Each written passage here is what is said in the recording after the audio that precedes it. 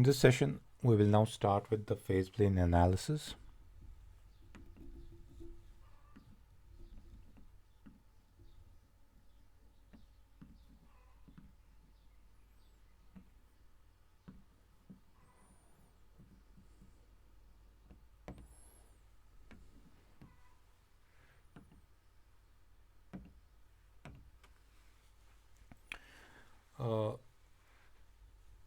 So phase plane analysis is one of the methods of analyzing a nonlinear system. It's a graphical method to investigate the behavior of a nonlinear system, and also it helps us in designing the system parameters to meet the desired response of a system. It's a graphical method.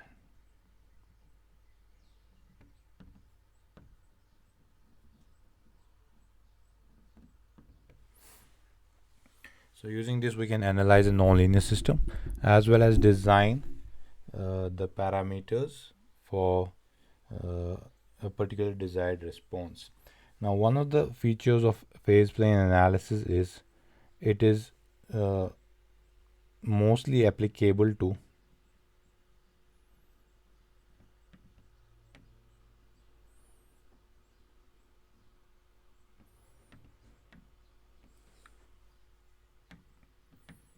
second order nonlinear systems. So we'll be having a second order nonlinear differential equation governing the system, and from that we can actually be able to plot a phase plane. So if we have a second order system, that means we have two state variables, x1 dot and x2 dot, or you can say x1 and x2. So what phase plane is, it is the plot between x1 and x2. So ordinarily, most what we have, the phase plane will be a plot between the states of the system, and since it's applicable to only second order system, there will be two states of the system, so it will be a plot between x1 and x2. As far as higher order systems go, it becomes difficult to analyze or plot between number of state variables. It is very complex to plot in a multi-dimensional plane, and therefore phase plane analysis has been restricted to second order systems. Using that second order system analysis, that can be extended to third order systems or fourth order systems, but beyond that it becomes very complex, because for an n-dimensional system, we cannot be able to actually plot in an n-dimensional plane, and therefore this analysis has been in literature, you'll see most of the analysis has been restricted to second order nonlinear systems only.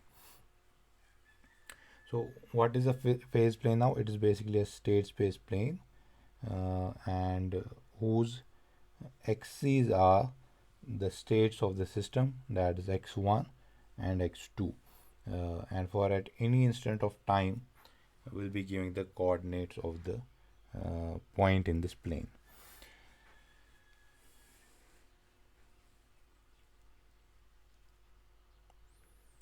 And now that means at any instant of time, time will be varying from 0 to infinity. At any instant of time, x1 will be having a particular value, x2 will be having a particular value, and it can be traced onto this plane. So as time varies from 0 to infinity, this graph will change. So it can be any type of graph. I'm just showing a random graph here. So as time t changes from 0 to infinity, the values of x1 and x2 will also change. So at each instant of time, the coordinates in this phase plane will give us the point in the state space plane, and the locus of these points that we are basically tracing in this phase plane is known as the phase plane trajectory.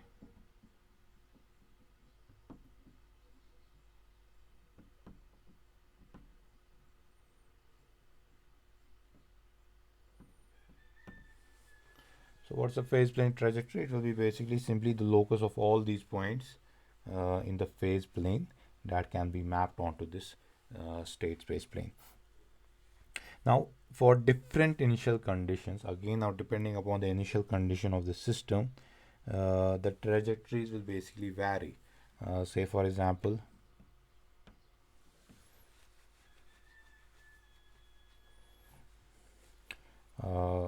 this may be the trajectory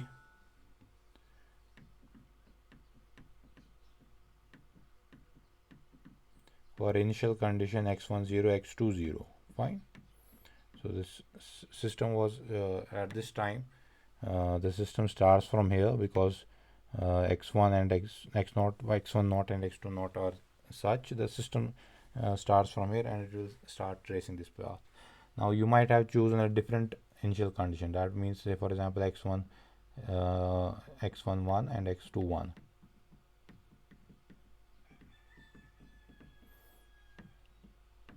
So the first point is located here.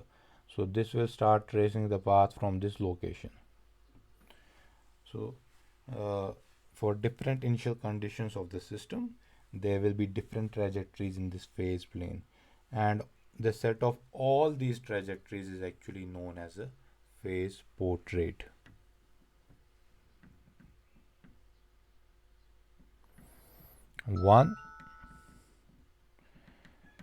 If we have only one plot, it's known as a phase plane trajectory, and a set of all these trajectories depending upon actually the initial condition of the system, that's actually plotted in this phase plane, in the state space plane, will be known as the phase portrait.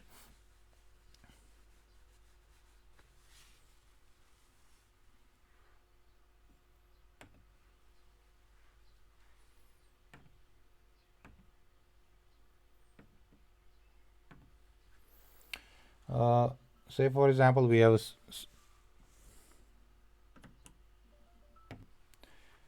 for example we take a second order system.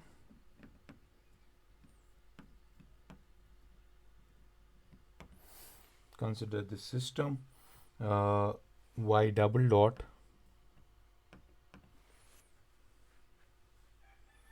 plus 2 zeta y dot plus y equal to 0, and let the initial conditions of the system be x1 equal to the states of the system will be x1 equal to y, and its initial condition be y naught, or I will simply write it as y naught, and x2 will be equal to y dot, and y dot naught I will say it is equal to 0.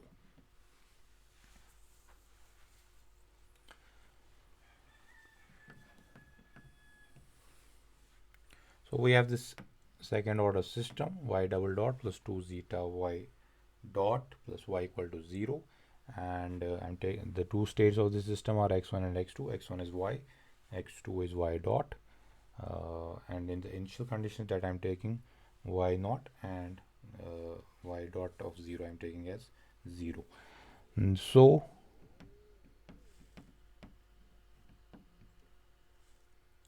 if we look at the solution of this equation number 1,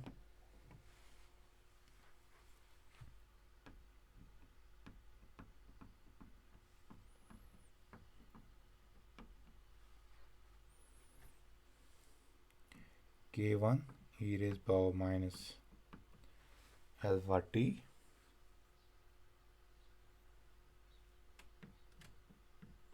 sine of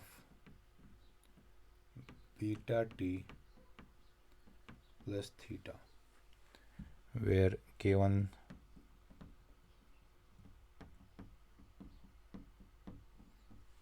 theta are constant and can be determined using the initial conditions.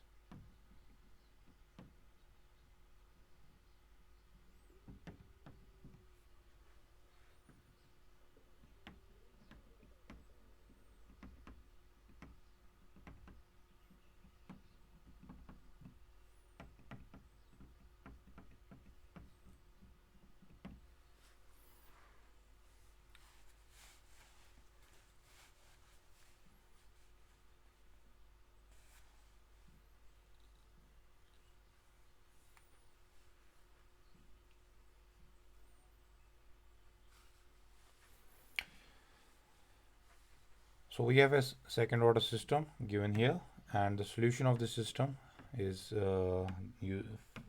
this equation. I have directly written the solution here. We'll actually be looking at how to obtain the transfer function model later. Now, if we look at the roots of the system, the roots of equation 1 in terms of alpha and beta will be minus alpha plus jb and minus alpha minus j beta. Fine. Now if we are to plot x1 and x2 t, what happens is this will be the plot of x1t, x1 with respect to time t, and this will be the plot of x2t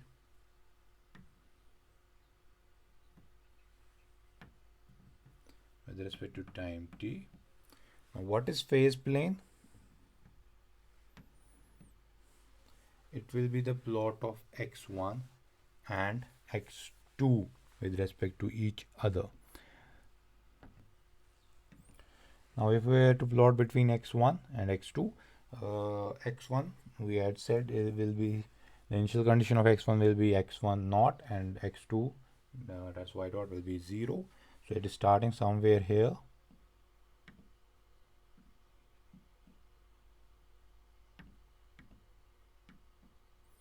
So this is x1, this is x naught 0. So it starts here. x1 and x2 both are slowly decreasing, and it will ultimately end up at the origin of the system. So this is the trajectory that this equation will be following.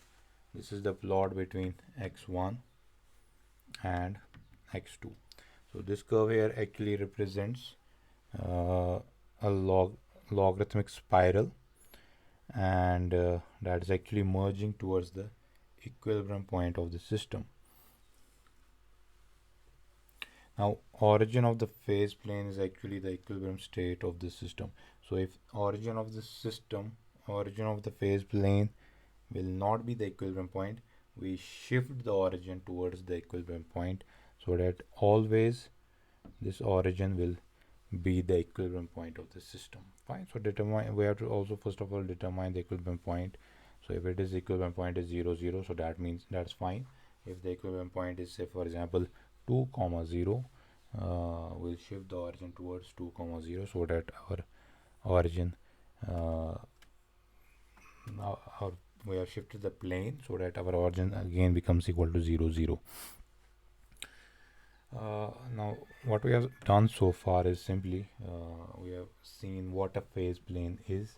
It is a plot between two states of a system, x1 and x2. Why two states? Because phase plane is only applicable to second order nonlinear systems, and locus of all those points that you will be tracing as time varies from 0 to infinity in the phase plane is known as a phase plane trajectory. But depending upon the initial condition of the system, you for the same system you'll be having a number of trajectories, and a set of all those trajectories is known as a phase portrait. Now we took an example of a simple second order system, And for the second order system, x1 equal to y, x2 equal to y dot. Now this equation here, this is actually the solution of a second order linear system, and that solution you have actually already found for these roots. Fine, these are uh,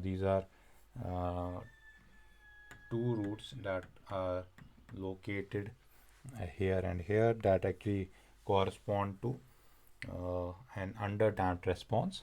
So for that you already know that yt is equal to this thing, where k and theta represent here two constants that can be determined from the initial condition of the system.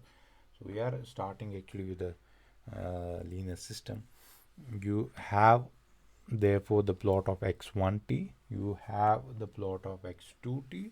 You can determine these two plots for the system. Now if we want to plot between x1 and x2, you'll see the plot will be something like this. So this is the phase plane of this linear system that we have just obtained. Phase plane portrait. And this phase plane shows us we are obtaining a logarithmic spiral that emerges from the initial condition of the system and ends up at the equilibrium point of the system. Fine. So this is what a phase plane is. Now the main thing here is that it is restricted to second order nonlinear systems only.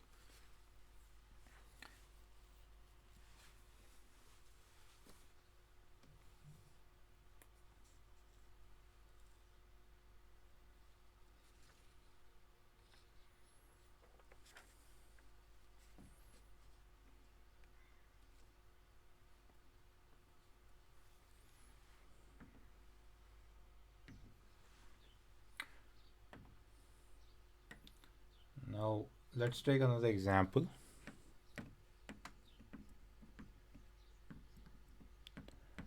X double dot plus x equal to 0. So we have nonlinear system. So this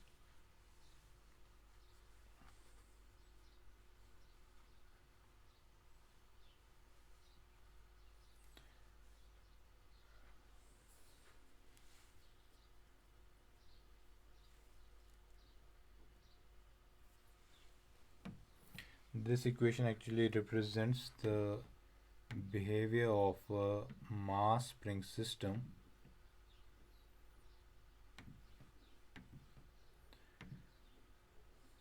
fine. So x double dot plus x equal to 0. You have a mass spring system like this.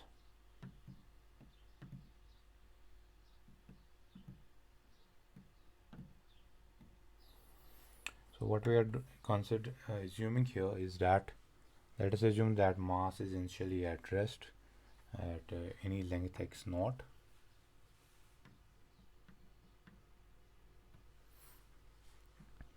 Fine. So we have x double dot plus x equal to 0. So we can find out the solution of this equation. This is simply d2x by dt square plus x equal to 0. So you can actually apply the Laplace on both sides. So if you apply the Laplace here, so you'll be having s square x of s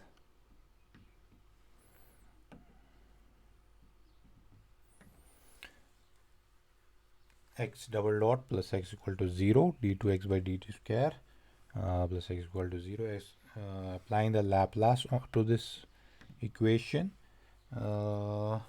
Laplace of d2x minus s x naught minus x derivative naught plus Laplace of x of s equal to 0, which implies this here is x naught, this will be 0, Therefore s square x of s minus x naught of s plus x of s equal to 0. This is 0 because we are assuming that the mass is at rest. So x derivative of 0, so velocity will be 0 initially. X of s common, so you can say this is x of s equal to x naught of s, x naught s divided by s square plus 1. Fine. So we have x of s equal to x naught into s divided by s square plus 1.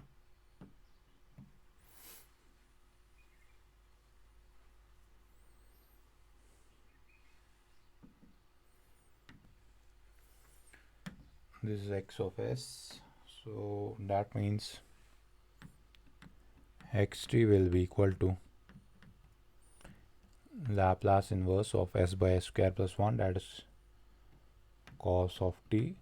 So if this is xt, that means actually this is x1t, x2t will be x1t dot product of x1t, that is minus x naught sine of t.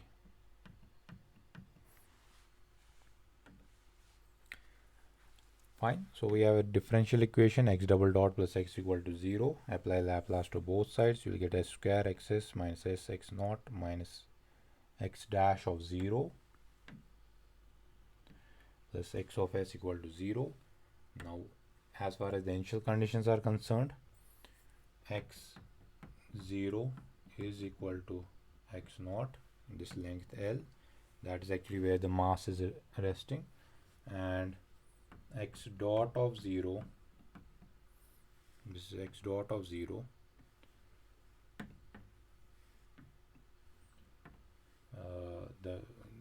since it is at rest, the velocity will be 0, so this we will be putting it to equal to 0. So s square x of s minus x naught s plus x of s equal to 0. X of s common, so you'll get getting x naught s divided by s square plus 1. S divided by x square plus 1 is actually cos of 80. A is 1 here. So x1t is x naught cos t. So x2t is minus x naught sin t. So we have x1t, x1 equal to cos t, x2 equal to minus x naught minus x naught sin t. So if x naught, say for example, is equal to 1,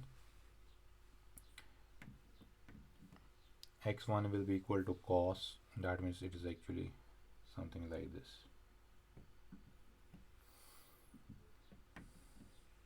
This is x1 with respect to time t. And what is x2t? X2 is minus x naught sin t. X naught, we are assuming it is 1. So minus sin t means it will be something like this. So we can also plot x1t with respect to x2t, or we can scare both these two terms and add them together. So x1 square plus x2 square is equal to x naught square cos square plus sin square. Cos square plus sin square is equal to 1. So x1 square plus x2 square is equal to x naught square, which is actually the equation of a circle. So when we will be plotting x1 and x2, so depending upon the value of x naught, which x naught now will be the radius of the system, so we'll be getting different curves. So we can get this curve depending upon, say for example, x naught equal to 1. We'll be getting this curve depending upon, say for example, x naught equal to 1.5. So we'll be getting this curve. This is a plot now between x1 and x2, and x naught in this case is, say for example, equal to 2. So we have got an equation. This equation represents the equation of a circle, x1 square plus x2 square equal to x naught square, where x naught is the radius of this circle. So for different x naughts, there's actually different initial conditions. So wherever the mass is located, so if it is located at this position, or if it is located at this position initially, or if it is located at this position, so whatever is the initial location of the mass, accordingly we'll be getting the phase portrait of this system. That's actually the plot of x1 with respect to x2 of the system. So this is so far what we have seen, only the basics of phase portrait. Now what we have to do is we have to find out how to plot a phase portrait. So there are two methods, analytical method and isocline method, that we'll be studying, that are used for plotting the phase portrait of any system. And also we need to understand the stability, how to check the system stability using the phase portrait, how this phase portrait here actually tells us whether this system is stable or not. Fine. Also note the direction of motion of these particular portraits. So that will be all for this session. In the next session we'll start with understanding the analytical how to check the analytical solutions of phase portraits.